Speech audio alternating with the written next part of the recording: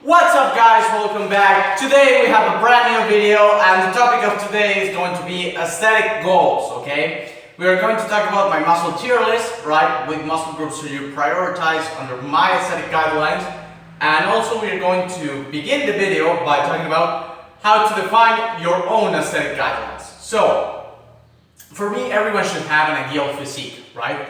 Of course, you can have fictional characters and natural lifters as your goal physique. I wouldn't recommend following Reuters, right?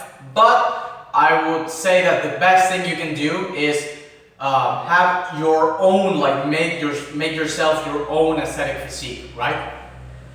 And I say that because that is going to be what fits best for you. You're not living to someone else's standards or to someone else's genetics, right? You're basically identifying who you are and basically playing the best hand you can with making the best move you have with the hand you were dealt, basically.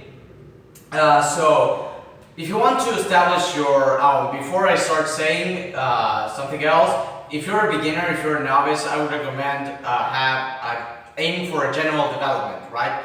To develop everything in conjunction, and then start to emphasize certain areas over others and stuff like that. First, start to know yourself, start to develop your muscles, and as time goes by, you'll start to learn what works, what doesn't, what helps your aesthetics, what doesn't.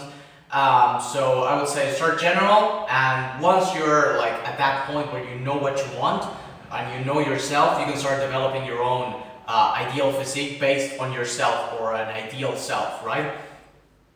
So to develop your aesthetic ideal of yourself, you should first identify your weaknesses and your proportions, right? So for example, in my case, I would look at my physique and say, okay, this guy has short legs, right? Very stocky legs, a thick waist, but he doesn't have narrow shoulders, right? He has long arms and he has like a square structure, so from the side and from the front I look like a square. So going from that, I would start to say, okay, how can I play into the strengths of this guy, me, and how can I minimize the weaknesses, or at least take the attention away from the weaknesses when appreciating the physique, right? And that's how I develop my aesthetic ideals, right? So the first one's, with that, I have my muscle tier list, which the first one is going to be my back. So as I said, I have a thick waist,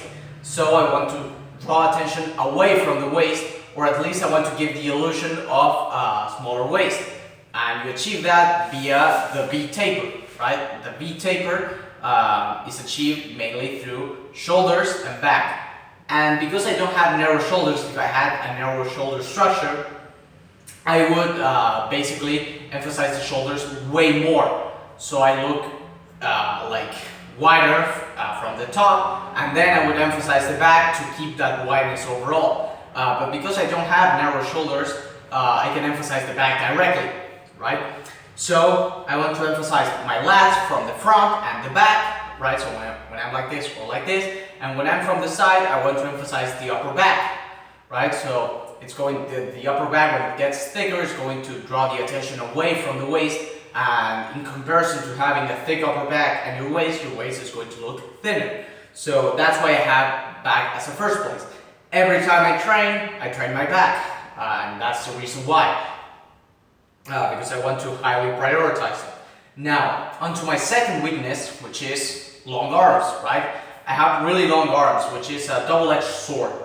In terms of my arms make up a lot of my frame, right? So when I'm walking down the street, when I'm talking to someone, when I'm with a shirt on or without a shirt on, every single motion I could do, it involves my arms because they take a lot of space because they're very long.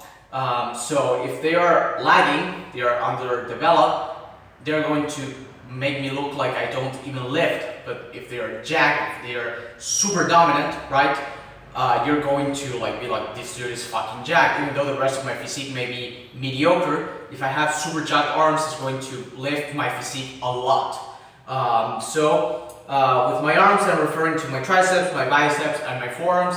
I'm including also the brachialis, But yeah, in general, they make up the whole arm, and I really have to emphasize them. It's not enough to just do isolations. I have to really like obsess over arms. I have to do like a lot of isolation and a lot of biased compounds to really like bring up my arms, because first of all, there was for a long time I didn't like work my arms, so I ended up with a torso dominant physique. But also because I have long arms, it takes longer for me to fill out that frame compared to someone who has shorter arms, because I have more surface area to spread the muscle on. So I have to really emphasize them to bring out the arms. So following on that, I want to have a very limb dominant physique. So it makes sense that the next muscle group is going to be the shoulders, because they are at least part of the arm, right? And they contribute to the whole illusion. I like the tube effect of having like big shoulders, big triceps, and big forearms, because they make it look huge, right? They make it look like just a big like tube, right? And it draws attention to the arms. And if they're super well developed, and in my case, because they take a lot of space, again, they're going to make me look super jacked. So the shoulders, for me, is a must, okay? Also from the side, it's going to take away from the thickness of the waist, the same as the upper back. There's a caveat with shoulders, and it's that I want to really emphasize the side and the rear delts, because I want the shoulders to take over from the side, right? But from the front, I want the chest to take over, right? So I'm going to emphasize the side delt and the rear delt. The front delt, I'm not going to really do a lot outside of vertical pressing and horizontal pressing. And when I'm doing vertical pressing, I try to emphasize also the side delt. Like instead of an OHP, I may do a behind the neck press or a dumbbell military press, just to get that side delt involved too. And I'm going to spam the shit out of rear delt and face pull movements. So yeah. Then we have the chest. As I previously said, I want my chest to take over from the front. And to achieve that, I want to have that hang, that volume, that 3D look, if you will. And that is achieved mainly through lower chest emphasis. It gives you that hang, that meaty look, there we go. So yeah, that's why I chose the chest. And then we have the traps and the neck. And you might be saying, why did you put it so low on the list? Well, it's actually in the middle. But why did you put it so low on the list? And that is basically because, for me at least, because I have such a thick waist, my thick waist takes away more from my physique than my neck, right? If I have a thin neck, but I have a super like jacked upper body, especially arms, it wouldn't make that much of a difference compared if I had like super thick neck, super thick traps, and the rest of my physique was mediocre, right? So for me at least, they are important. And they are easy to take care of. Just add 3 to 6 sets of neck rolls, or even like 6 to 8 total weekly sets of neck work, and that's it. And for the traps, it's a blend of horizontal pulling, vertical pulling. If you want, you can add some traps isolation, hinges, so you don't really have to worry too much about traps as long as you're training properly. Then we have the glutes and hamstrings. So now we move on to the lower body. For me at least, the glutes and the hamstrings are, of course, the thing you have to worry about when training lower body, because first of all, everyone likes big asses, women and men, so you're shooting yourself in the foot by not emphasizing glute development. Also, the hamstrings are going to give you knee health, but in terms of aesthetics, when you're from the side, the hamstrings and the glutes are going to pop to the side, right? So you're going to take away from the waist, and if you have a thick upper back on top of that, it's going to make the waist way thinner.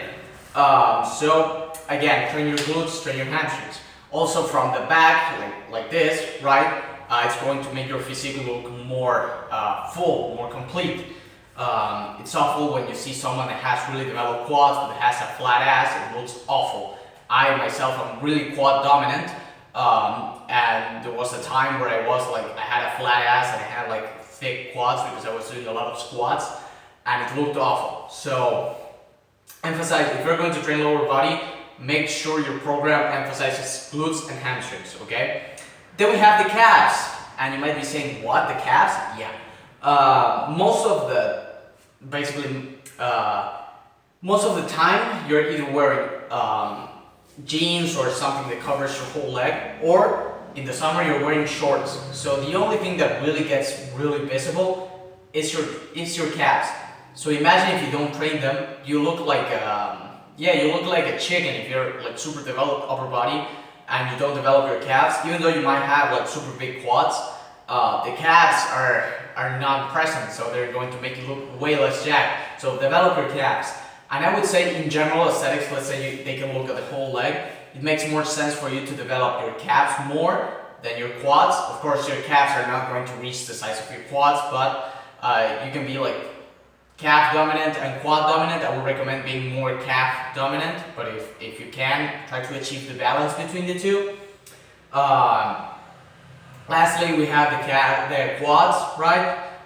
Basically, I don't give a shit about quads if I'm being honest, because I have short legs, right? I have really stocky legs. If I train my quads too much, they overpower the rest of my physique and they make my upper body look puny, okay? Especially with the long arms thing. There was a time in the pandemic where I actually did a lot of bodyweight squats, and it looked awful because my upper body wasn't as developed and my quads were just like, also it's uncomfortable. You can't sit properly, you get like all sweaty down here, it's awful. So big quads for me are not aesthetic, they're uncomfortable to have, and they can bring knee health problems. So it doesn't make sense for me to have big quads. Also, most people are not going to be looking at your quads, right? You're going to end up with a Squidward physique if you want. You know when he eats the burgers and he has like the whole thing here and he's like that tiny thing.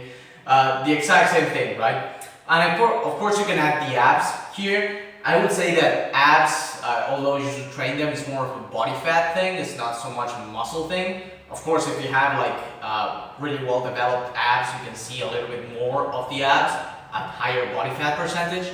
But it's basically the same thing in terms of what it's going to determine. That is going to be your body fat percentage. So I didn't include it on the list. So yeah, that's the whole muscle tier list. Let me know your tier list down below, and of course justify for me, justify your answer. And yeah, thanks for watching.